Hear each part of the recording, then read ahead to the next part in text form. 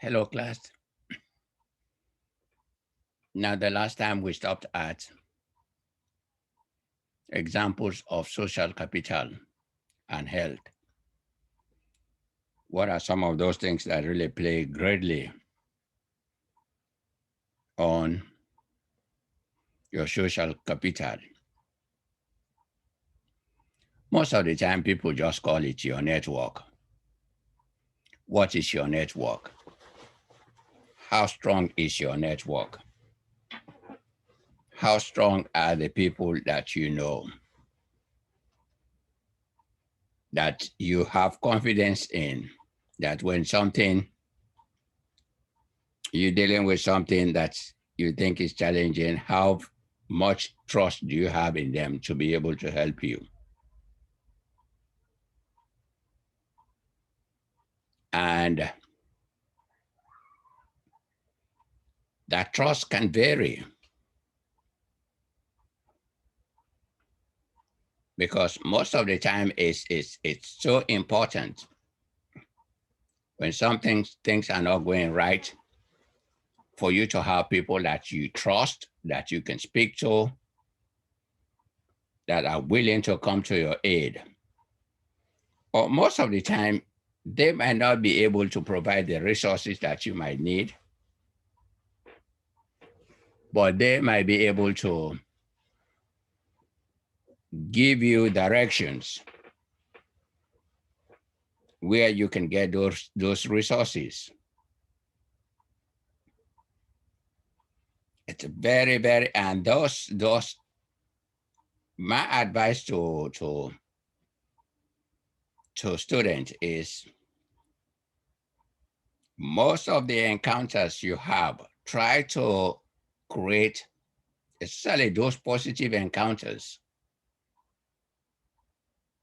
Use some of those people there as your social capital,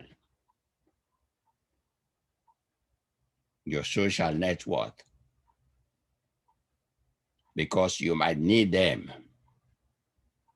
That's why I always say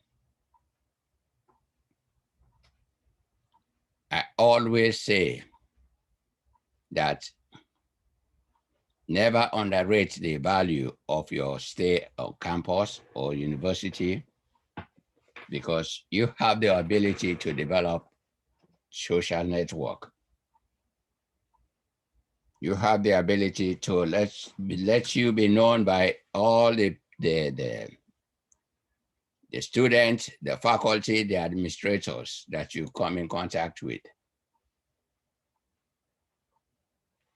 Because part of health is broader than just the physical, it's the emotional side of things also. Because most of the time we get worried about our health or some issues that can lead to poor health when all we need is to talk to the right person who will give us the right information.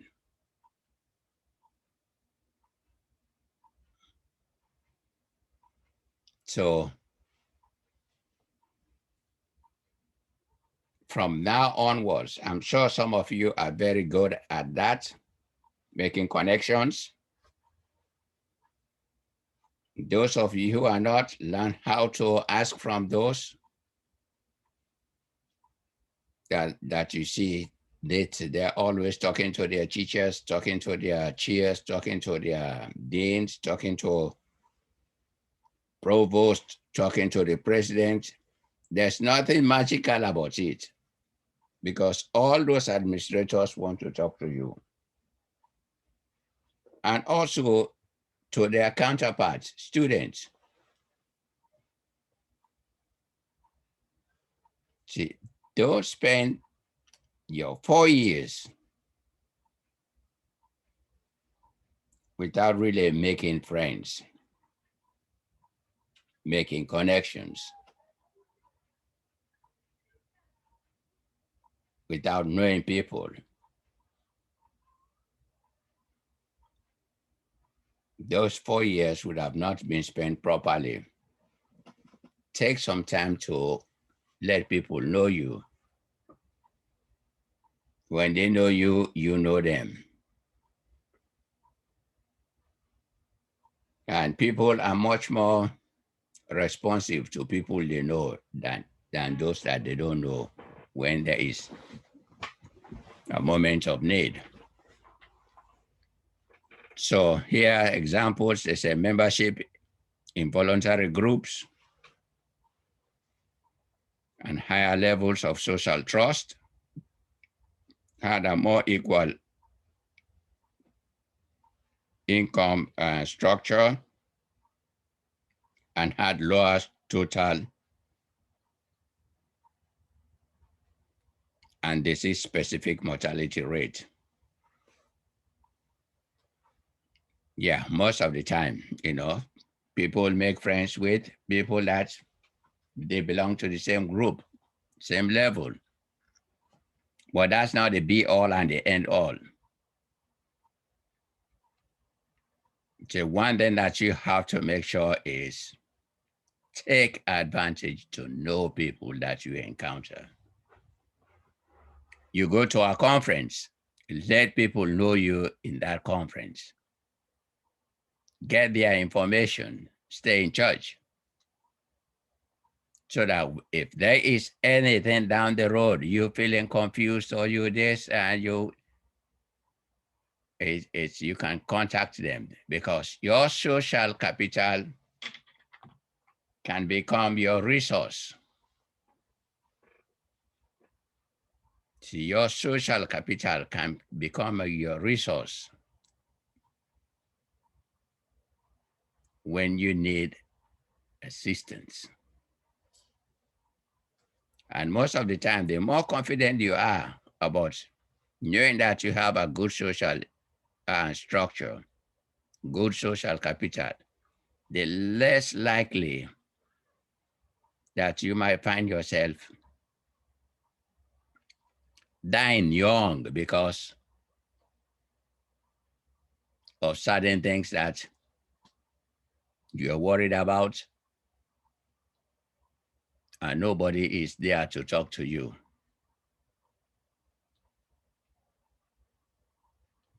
You see, because one thing about diseases do occur. People, either by infection or just by through chronic conditions or just a lack of, genetic makeup. If you have people that you can talk to about those conditions, you have a better chance of at least prolonging your life than when you don't have anybody to talk to. And yes, if there's any membership joining a sorrow or a frat brother and a frat, that's okay. Join them for the right reasons to help you grow, to help you succeed, to help you develop proper manners. Because all of those things have a way of impacting your health for good or for bad, depending what direction you choose. Men with low social capital were nearly twice as likely to have psychiatric disorder. See? Men with low social capital were likely twice as likely to have psychiatric disorder, mental issues.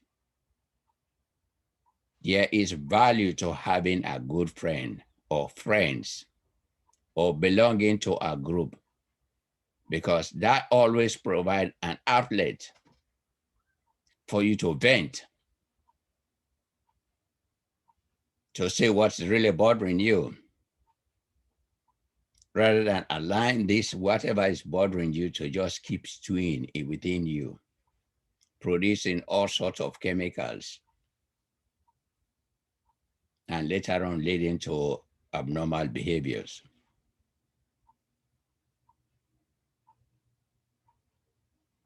The prevalence of poor self-related health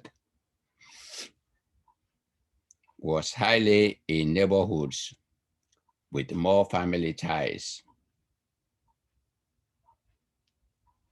less integrated into the wider society, and lower level of trust.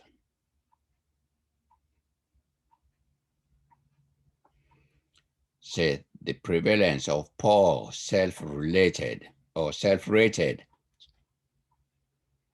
the prevalence of poor self-rated health was highly or was higher in neighborhoods with more family ties, less integration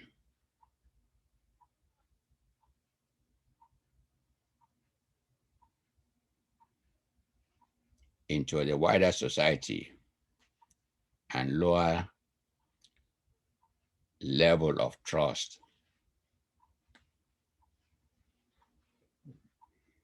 See, most of the time you live in a neighborhood where people rate their health, where there's a poor, the prevalence of poor self-rated health was higher in neighborhoods with more family ties,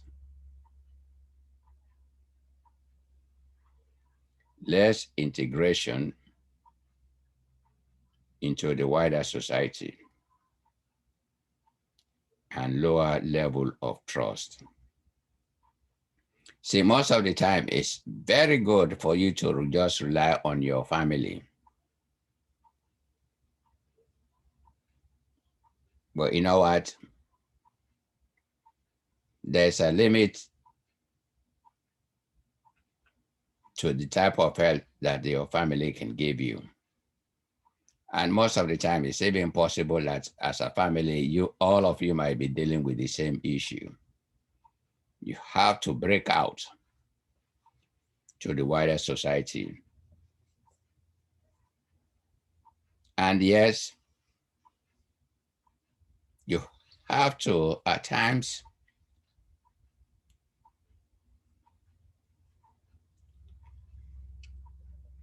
try to get into the relationship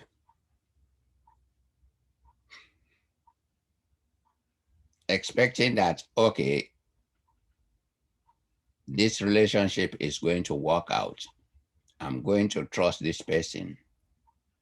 Because most of the time we make up this assumption, because this person is this, therefore I don't trust. So like this blanket statement, all whites are against blacks. Well, it's a very broad statement. At times you have to allow you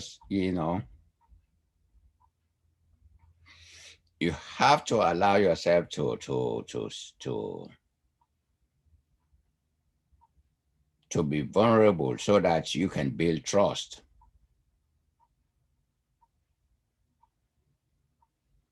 And find out on your own if this is somebody that you can trust or somebody that you cannot trust. Because even among blacks, there are blacks that do not trust blacks. So when it comes to trust, is purely an individual experience with one another or with a group. It's not just only because of race or ethnicity.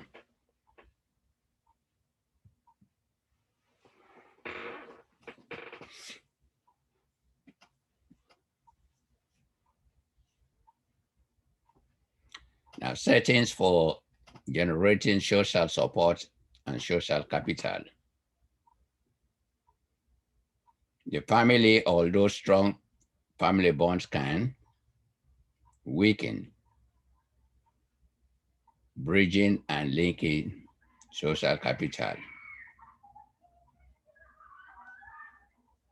It's again the family, although can be strong bonds, but also can weaken bridging and linking social capital.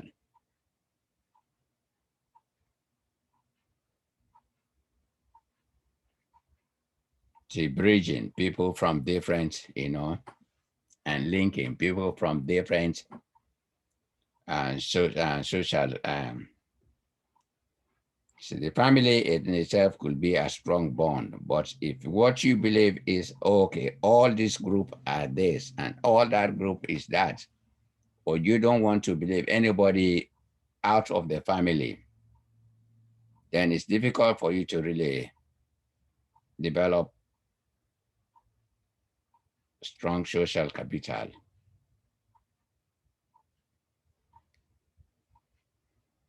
Neighborhoods and local areas, yeah, they are very good to build social capital. People in your neighborhoods. Now here, neighborhoods that is beyond family, different group, diverse people. Try to engage. That's why at times now you talk about this idea of diversity awareness. You see, most of the time is we are losing out when we don't take time to know or engage with other people other than people that do not look like us, do not speak like us, or have not had our own experiences. See, most of the time you have to go beyond to build those social capital. And you might find that at times some of those when you go beyond, say, the family, you can have a much stronger bond with a friend of another group, socioeconomic group, or another ethnic group, much stronger than some members of your family. Because family, most of the time, there is this jealousy, there's this unnecessary conflict. You say, but with that other person, everything being normal is genuine trust for each other, it's genuine friendship. The element of jealousy is not there. So again, these are things you have to take into consideration. It's not waste of time, because if you do it properly, trust me, when the need arises, you'll be surprised how your social capital will be so meaningful to you by just the social support that you will get from them. Faith based organizations, religious organizations.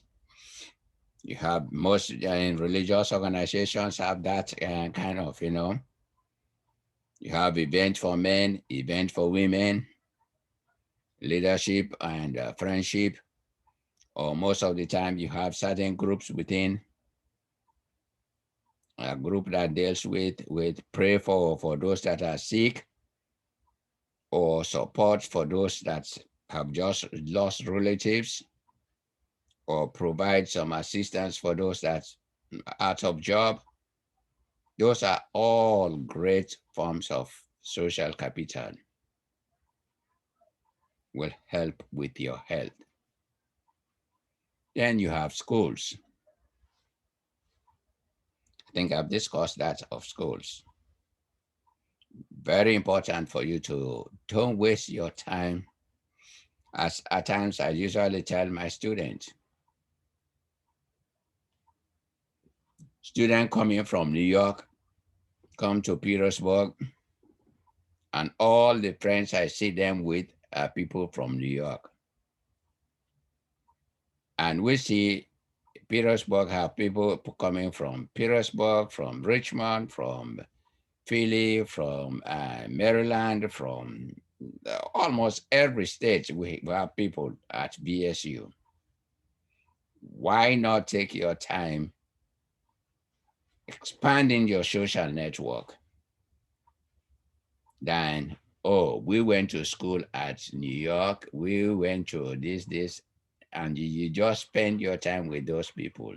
You are not growing. You are not generating your social support.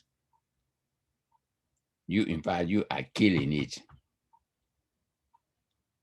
You have to branch out to spend time with other people from other countries, foreign students, know other cultures, know them. Because someday, somehow, you might have the opportunity to visit those countries. And first thing you say, oh, I know that student. I know that guy. He was in my class or she was in my class. Get in touch with them. Because all of these are things that can help you feel good, especially when you need a certain level of support. The implications for policy and practice influences the nature and method of action. Now favors community development, bottom up and empowerment approaches of action. Always bottom up.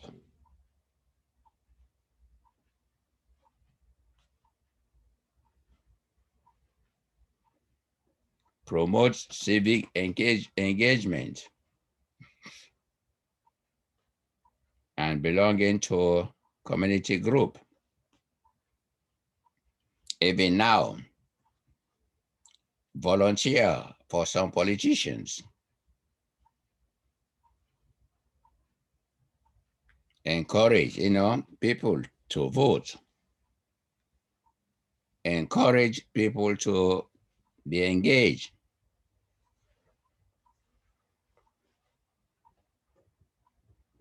because there's always benefit.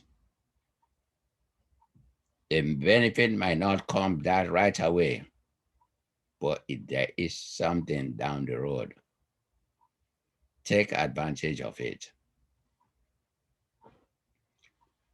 Promote spirit of volunteerism.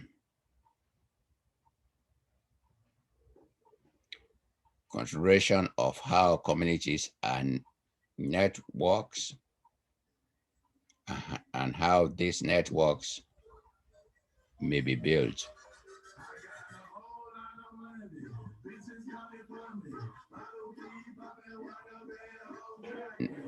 Now you have the summary. Social support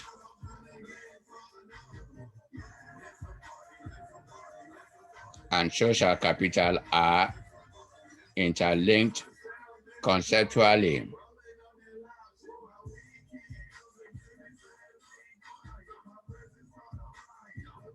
Clear evidence of links between social support and social capital have been found.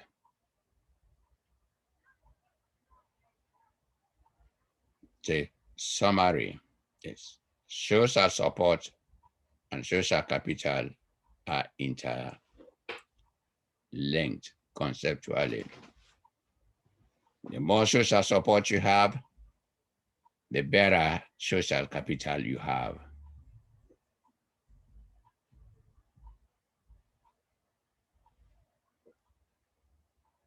there is a clear evidence of links between social support and social capital have been found.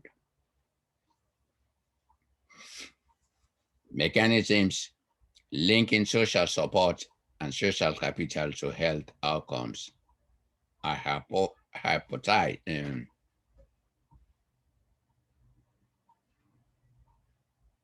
hypothesized but not well elucidated. But I'm sure there is a real link.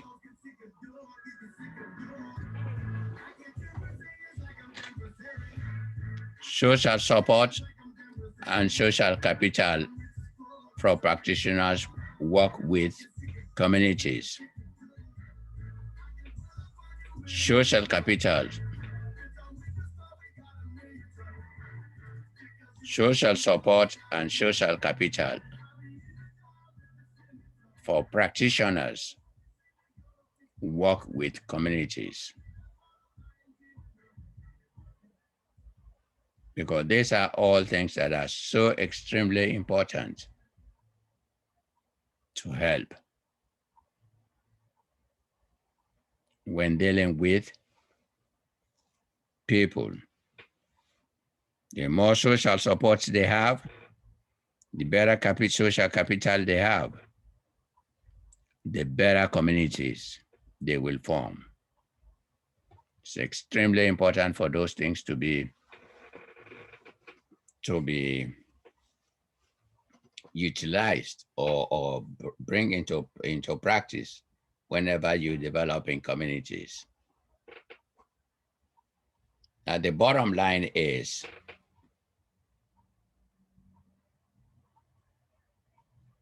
your social capital is very, very important. And part of your social capital is you have to make the effort to build it. Most cases, people don't come to you to develop friendship.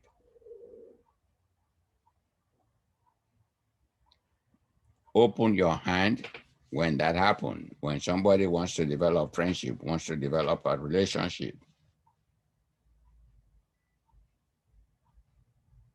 So that, because they always say, you want a friend, you have to be a friend. You want trust, you have to build trust.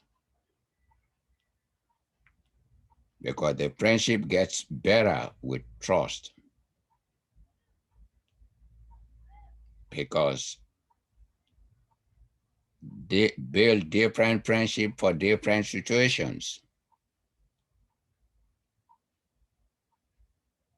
Because life presents itself with there are different challenges. When you have the opportunity to build your social support, don't throw it away. As a student, use anybody you encounter at school. Try as best as possible to build that relationship. Your teachers, your chairperson, your dean, your provost, your president, guest speakers, people within your profession. When you go for professional, those are all people that you can connect with. Because the more you feel that social support, the more you will feel that good self-esteem about yourself.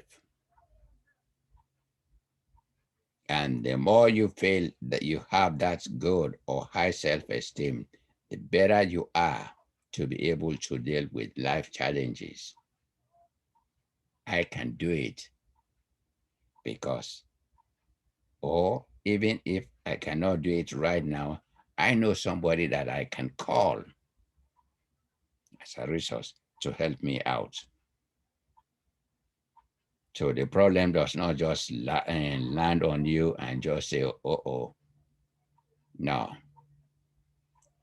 build that self-esteem that enables you to use the resources that can help you deal with your challenges.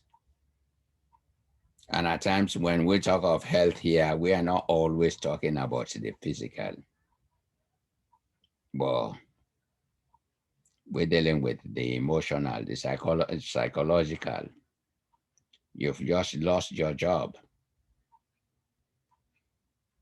Now, who can you call to help you to secure another job? Or who can you call to inform them of your situation, to help you look out? Or you go home and just lie down and just give up. You don't do that. You don't do that. That's the time you use your social support.